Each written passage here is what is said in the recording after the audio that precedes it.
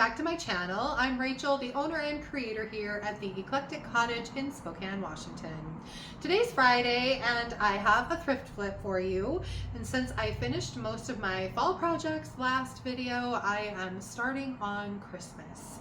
Nothing too crazy, but I am starting to kind of lay the foundation of some Christmas displays.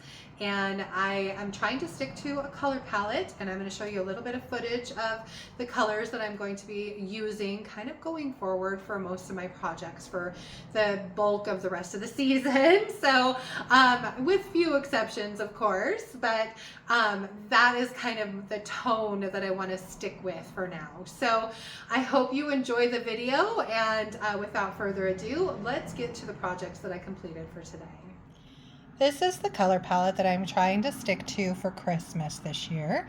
And I'm going to be concentrating mostly on these colors, these neutrals with a little bit of green, and then adding in pops of red here and there just for a hint of color. So you'll see me use these colors quite a bit going forward, and that is why. For my first project, I am going to be making over this pillar holder that I've had for a little bit. This is a wood pillar holder, and I wasn't super enthused with the color it was, so I'm giving it 2 good even coats of DIY's color called Layered Chocolate, which is this beautiful rich brown color. So I am just kind of painting it around the pillar holder. If I'm going to have brush strokes on something, I kind of do like for them to go all the same direction. And then I am sealing the paint. Now I'm going to be white waxing this, and I decided I didn't want it to be too saturated with the white wax. So I'm going ahead and giving it 1 good even coat of clear wax first as a base coat. So really simple procedure, just brush the wax on, make sure it has really good even coverage, and then wipe back any excess with a shop towel or paper towel or whatever you have in handy. Once that's done and I'm happy with how it looks and I've got all of the pieces and parts of this waxed, it's time to move on to the white wax. And I just go in the same direction and make sure that I get all the nooks and crannies, go over a couple places twice if I need to, just to make sure that the white wax has got good coverage in all of the grooves, and then wiping back the excess with that paper towel or shop towel. So this is such a really beautiful transformation without doing a bunch of distressing or anything like that. It just really brings out the character in this pillar holder, and the brush strokes going around in the circle like I did help add a little bit of texture to the wax as well.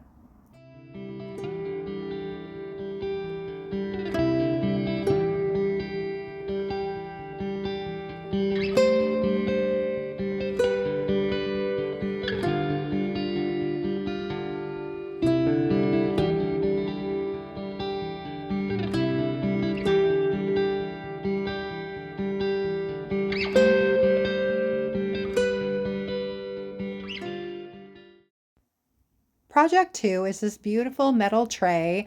This thing I have been kicking around my kitchen for quite some time, and I really wanted to get it done and out of there. So the first step here is I took it outside and I gave it 1 good even coat of Rustoleum 2X spray in the color Espresso. And I did the top and the bottom. I just didn't get any any video of me doing the bottom of it. Once that was done, I am going in with DIY's beautiful green called Aviary, and I started on the bottom. So I'm just painting this bottom rim part, and then I'm leaving the center part of it sprayed brown. Once the bottom portion was finished, I flipped it over and started painting the top of it, just going over it very carefully with 1 good even coat of Aviary to start, and then letting that dry really thoroughly before I put my second coat on. So here's the second coat going down, just kind of carefully going around that rim. And I did use my mister bottle on this second coat just to thin it out a little bit and to help avoid some of the brush marks in the paint. Since DIY paint is water-based, it's really nice to have a mister bottle on hand anytime that you're painting with it.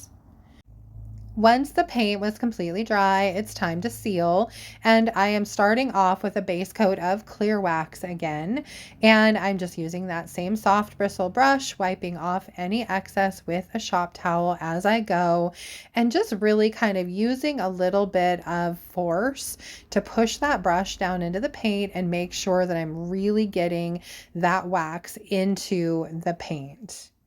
Once that's done and it's completely covered in the clear wax, it's time to move on to the dark wax. And so I always have a little bit of mineral spirits on hand when I'm using any of the colored waxes. And I didn't use a whole lot with this dark wax, just a little bit to thin it out a touch. But then when I go over the bigger areas of the tray, I do thin it out even more just to help move it around. And it honestly just makes it faster to wax the entire piece. So it helps a little. Anyway, just put that dark wax right over the clear and brush it on and then wipe off any excess with your shop towel. Once that was done and I was ready to move on to the next step, I grabbed one of my favorite products by DIY. This is their Golden Rule gilding wax. And I just put a little bit on the tip of my finger and then slowly went over all of that detail with one little coat of the Golden Rule. And this is such a beautiful, beautiful finish. And it is a finish wax, so you don't need to seal over it. And once that is all complete, this piece is done. I absolutely love this finishing touch, and I'm really happy with how this tray came out.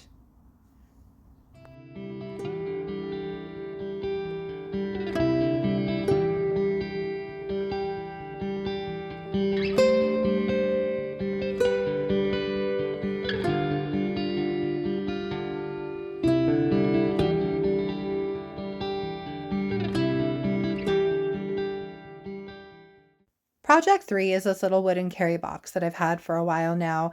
Now, my mistake here was I honestly should have probably sanded those words off of it just because I wanted to have a more distressed look to this box, and I wasn't able to really do that on that side for fear of sanding down into those words so that you could see them through the paint. The paint I'm using here is Faded Burlap by DIY. And then I decided to go ahead and paint the handle a different color. So I'm using Little Black Dress for that. Now I really did like the natural color of the wood. And so I left the inside of this crate along with the bottom alone.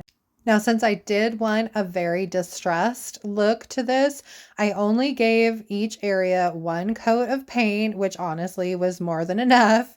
And then I took it outside and gave it a really good sand with some 220 grit sandpaper on my rotary sander. I just went over both sides, being careful on the side that had the wording not to go too far into the paint. But on the other side that I was going to be using as the front side, I distressed it pretty heavily. Now, I know it's a little early to be talking about Christmas already, but I decided this piece really needed a little Christmas touch. And so I'm using a new product to me. This is the 2-part resin called Amazing Casting Resin.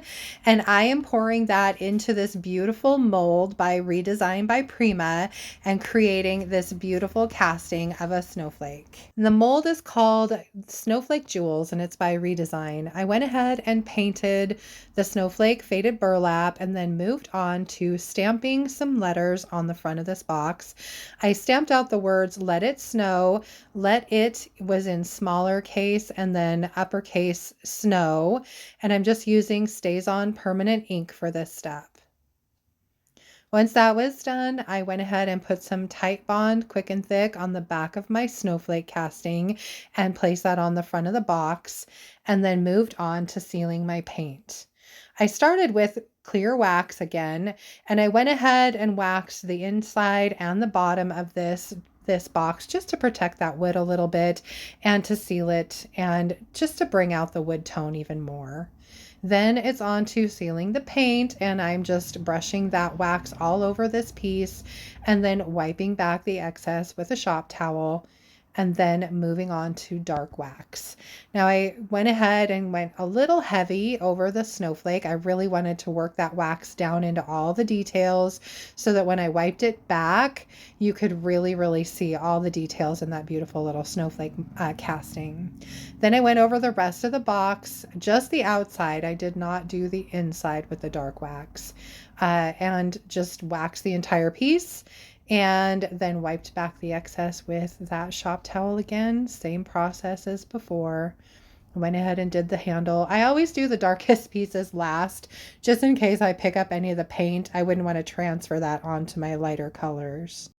Once that was done, I went ahead and grabbed that Golden Rule gilding wax again and went over the snowflake just to bring out those details even more. And I love how this little box turned out.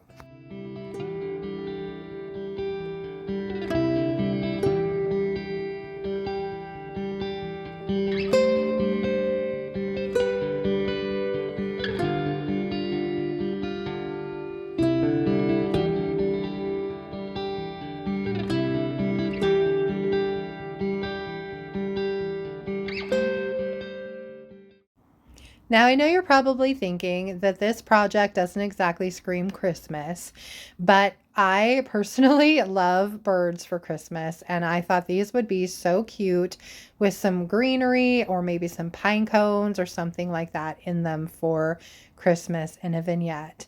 So I started by giving this 2 good even coats of crinoline. This is DIY's beautiful off-white kind of cream color, and I am stippling or pouncing this paint on just to avoid any brush marks, and just because that's kind of how I like my paint, with a little bit of texture, especially when I'm going to be going over it with different waxes, or in this case, Decrepit dust. Once that was done and it was completely dry, I went ahead and gave it a good even coat of DIY's clear wax, just brushing that on and then wiping back any excess with a shop towel, and then got ready to move on to my next step. Now, like I said, I'm going to be using Decrepit dust on this, which is a little bit of a different product. I could have just gone over it with dark wax and been done, but I really wanted to accentuate all the little nooks and crannies and the division between the birds, and I thought this would be a better way to go about that. Decrepit dust is this beautiful brownish powder, and you just wipe it on with a little paintbrush, or you could use a big paintbrush if you wanted, I'm sure. And the nice thing is, if you get it too dark or too much in one area, just keep a brush with some clear wax handy, and you can just use it like an eraser. So I went around the entire piece and all the little nooks and crannies, concentrating on any place that I thought could use a little bit of shadow, and just painting that Decrepit dust into all of those areas, underneath the beaks, along the wings and all the little nooks and crannies there, and then between all their little tail feathers in the back. I just love the effect that this Decrepit dust gives, and I think this bird piece will be perfect for Christmas.